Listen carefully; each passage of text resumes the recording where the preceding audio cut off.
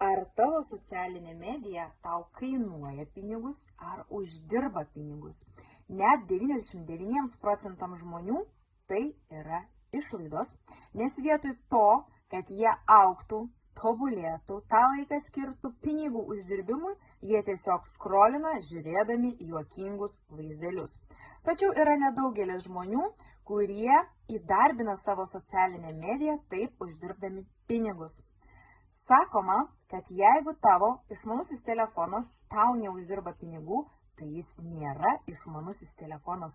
Daugelis žmonių yra tik žiūrovai ir jie stebi, kaip kiti žmonės uždirba pinigus, bet nedaro jokių veiksmų, kad uždirbtų juos patys. Lygiai taip pat kaip ir sporto arenoje.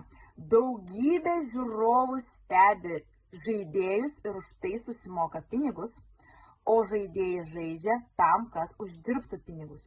Aš geriau būsiu žaidėjų toje aikštelėje, o tu, jeigu ir tu nori būti žaidėjų ir iš socialinės medijos užsidirbti pinigų, susisiek su manimi.